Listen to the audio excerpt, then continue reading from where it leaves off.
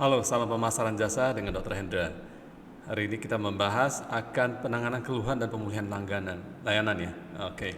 Complaints handling and service recovery. Hal ini sangat penting sekali ya. Keluhan itu apa sih keluhan itu? Yes, oke. Saat orang tidak puas pasti ada mengeluh ya. Namanya pemulihan layanan itu apa sih? Sudah pasti kalau ada keluhan jika ditangani dengan baik itulah namanya pemulihan layanan ya. Eh, ada dari pakar ya, beberapa pakar ya, ada konsultan ya, dan juga close smaller group ya, consulting group mengatakan bahwasanya ternyata sebuah keluhan itu adalah hadiah. A complaint is a gift ya. Ini adalah perspektif yang sangat berbeda sehingga membuat perusahaan makin maju nantinya. Ya. Dan dilihat dari gambar ini, walaupun orang tersebut marah di mukanya, tapi sebetulnya dari hatinya itu ada memberikan hadiah. Oke. Baik, lalu dari Harvard Business School mengatakan bahwasanya untuk membuat kesalahan itu sangat manusiawi. Tapi kalau bisa memulihkan layanan, itulah istimewa. Ya. Jadi pelanggan tidak mengharapkan Anda untuk menjadi sempurna kalau Anda punya bisnis jasa.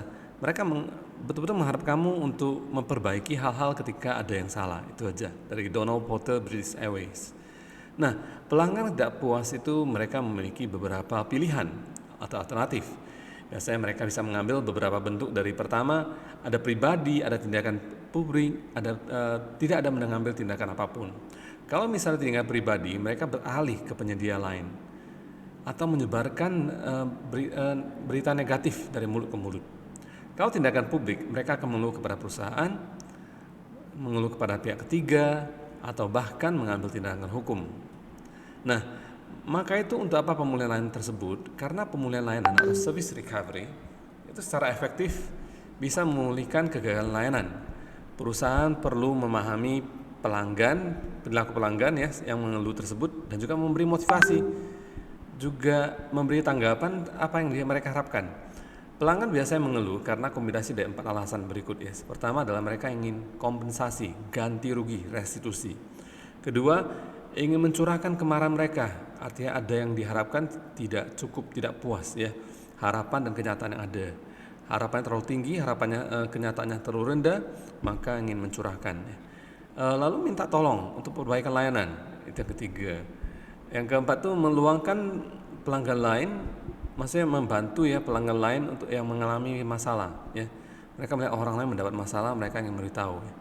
Jadi mereka mengeluh karena alasannya altruistik ya, demi mementingkan orang lain, bukan kepentingan diri sendiri. Jadi mereka melihat banyak masalah yang dialami orang lain, mereka mengeluh. Ini namanya yang keempat ya, altruistik ya. Baik, dalam praktiknya sebagian besar dari pelanggan yang tidak puas tidak mengeluh, no comment at all, karena mereka mungkin tidak tahu di mana harus mengeluh. Yang pertama, dan merasa membutuhkan terlalu banyak usaha dan pastinya tidak menyenangkan melihat dari hasil upaya mereka yang tidak pasti. Itulah orang yang paling mungkin mengeluh, cenderung berpendidikan lebih baik ya, memiliki penghasilan lebih tinggi, lebih terlibat secara sosial dan memiliki banyak pengetahuan akan produk kita ya. Perlu diketahui seperti itu. Jadi pelanggan kemungkinan besar akan mengeluh pada titik penyediaan layanan, misalnya tatap muka ya, atau melalui telepon. Hanya sebagian kecil keluhan disampaikan melalui saluran email, media sosial, situs web, dan surat. Nah, dimensi keadilan ya dalam hal pengaduan. Begitu pelanggan mengajukan keluhan, mereka mengharapkan perusahaan untuk menangani mereka dengan adil ya, di sepanjang 3 dimensi keadilan. Yang pertama adalah procedural fairness atau keadilan prosedur. Pelanggan mengharapkan perusahaan memiliki nyaman, responsif, proses pemulihan layanan yang fleksibel. Yang kedua adalah interactional justice. Pelanggan mengharapkan penjelasan yang jujur, upaya yang tulus, memecahkan masalah, perlakuan yang sopan. Yang ketiga adalah outcome justice atau hasil dari keadilan. Pelanggan mengharapkan kompensasi atau ganti rugi mencerminkan kerugian mereka, kerepotan menderita sebagai akibat dari kegagalan layanan. Nah, mengapa layanan service recovery ini penting ya? Yes. Pemulihan layanan yang efektif bisa menghindari peralihan pelanggan. Mereka tidak beralih ke penyedia jasa yang lainnya. Penting banget ya. Tetap membeli dari kita ya. dan mengembalikan kepercayaan ke perusahaan dalam banyak kasus. Mereka akan datang kembali di masa depan. Mereka akan bahkan word of mouth, positive word of mouth ke tempat lain. Kapan pelanggan mengeluh, mereka memberikan perusahaan sebuah kesempatan untuk memperbaiki masalahnya, memulihkan hubungan, dan memperbaiki kepuasan di masa depan. Oleh karena itu, service recovery ini, pemulihan layanan, merupakan kesempatan yang teramat penting untuk mempertahankan maupun menambah pelanggan yang berharga. Nah, ada yang namanya service recovery paradox. Hal ini terjadi pada contoh kasus Domino Pizza di luar negeri pada saat tersebut, walaupun sudah masuk ke Medan pada Juni 2021 ini. Paradoks pemulihan layanan atau service recovery paradox itu menggambarkan sebuah kejadian, fenomena di mana pelanggan mengalami pemulihan layanan yang sangat baik, ada service recovery yang sangat baik. Setelah adanya service failure, ada kegagalan layanan. Itu mereka merasa lebih puas daripada pelanggan yang tidak pernah mempunyai masalah di tempat pertama. Jadi orang-orang misalnya nggak pernah punya masalah, mereka biasa-biasa aja kepuasannya. Tapi ada beberapa pelanggan setelah mereka mengalami kegagalan layanan, mereka mengeluh, lalu dapat pemulihan layanan, service recovery, ternyata jauh lebih puas daripada orang yang tidak pernah punya masalah sama sekali. Ya, contohnya. Jadi ini adalah case study dari sebuah perusahaan pizza di mana pengantaran mereka akan mengantarkan dalam waktu 20 menit. Jika tidak tiba dalam 20 menit pesanan Anda, maka pesanan Anda gratis. Itu dikatakan di sana pada iklan mereka. Dan Domino Pizza sengaja melambatkan 1 menit. 1 menit mereka terlambat. Dan bel ke tempat pelanggan, dan mereka mengatakan, mohon maaf, kami sudah terlambat 1 menit. Ini adalah layanan gratis dari kami, dan kami memberikan sesuai janji, kami memberikan pizza ini untuk Anda. Semuanya gembira-gembira semuanya, makin gembira, makin viral pula Domino Pizza itu di kemana-mana. Itu bukan di Medan, di luar negeri loh. Oke. Mau Anda praktekkan? Silakan, monggo ya, mangga. Namun ini penting dicatat bahwa paradoks ini tidak selalu berlaku. Ingat, tidak selalu berlaku loh. Masih yang terbaik untuk mendapatkan yang terbaik yang pertama kali ya, pada saat pemulihan layanan itu mahal. Nah, pemulihan layanan efektif. Sistem pemulihan layanan yang efektif itu harus pertama membuatnya mudah, convenient ya. Bagi pelanggan untuk pertama berikan umpan balik mereka, feedback mereka. Misalnya dengan nomor hotline, ada alamat surel atau email, saluran media sosial, materi komunikasi. Yang kedua adalah mendorong mereka untuk memberikan feedback. Yang kedua itu aktifkan pemulihan layanan yang efektif dengan membuatnya proaktif, direncanakan sebelumnya, terlatih dan empowerment, diberdayakan. Jadi bukan hanya karyawan kita, tapi juga bisa para listener, para orang-orang di sosial media, pelanggan lain juga bisa diberdayakan. Yang ketiga, efektif itu menetapkan tingkat kompensasi ganti rugi yang sesuai. Kompensasi harus lebih tinggi jika pertama, sebuah perusahaan terkenal karena layanan yang prima harus lebih tinggi. Ya. Yang kedua, kegagalan layanannya bersifat serius. Yang ketiga, pelanggannya itu penting bagi perusahaan.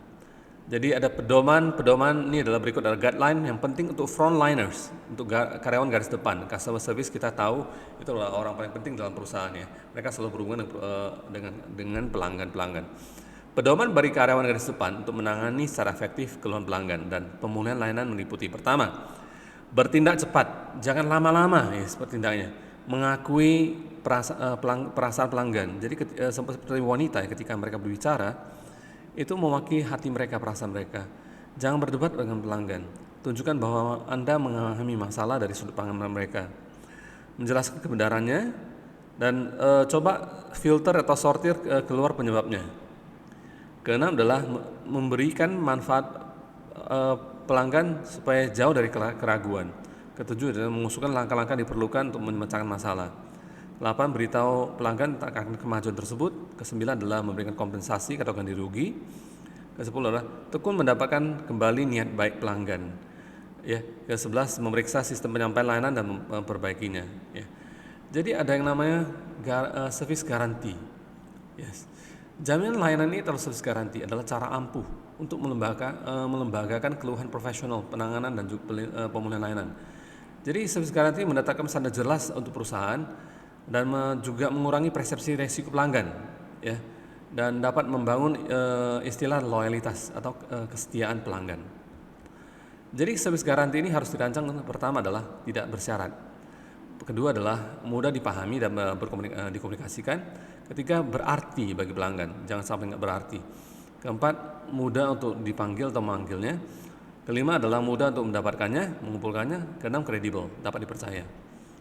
Nah, namun perlu dicatat, diingat, tidak semua perusahaan bisa memperoleh keuntungan dari namanya service guarantee. Secara khusus, perusahaan harus hati-hati menawarkan yang namanya service guarantee, jaminan layanan. Saat pertama, mereka sudah memiliki reputasi untuk keunggulan layanan tersebut. Ya. Kedua, layanan kualitasnya terlalu rendah dan harus ditingkatkan di pihak pertama. Tiga, aspek kualitas layanan tidak terkendali karena faktor luar, misalnya cuaca. Keempat, pelanggan merasakan resiko rendah saat pembelian layanan, ya, resikonya rendah. Nah, tidak semua pelanggan itu jujur, sopan, tidak semua pelanggan masuk akal. Beberapa pelanggan mungkin mengambil keuntungan dalam situasi service recovery, pemulihan layanan. Nah, orang mungkin tidak nyaman dan tingkat stres di gas depan karyawan dan juga karyawan lainnya, ya, pelanggan lainnya. Pelanggan itu disebut pelanggan pengganggu atau namanya J customers. Ada 7 kelompok pelanggan pengganggu. Yang pertama adalah penipu, kedua adalah pencuri, ketiga adalah pelanggar aturan, keempat suka berstigang ya, berseteru dengan orang lain, bersilang pendapat ya dengan semua orang. Kelima itu orang yang suka mengungkapkan kemarahannya, emosional, ngancam atau merendahkan. Keenam itu merusak sarana prasarana fasilitas dari perusahaan. Ketujuh itu orang tak mau bayar barang atau jasa yang dibelinya atau pecundang. Jadi berbagai jenis pelanggan pengganggu ini menyebabkan masalah yang berbeda bagi perusahaan dan bisa merusak pengalaman dari experience dari pengalaman pelanggan lain.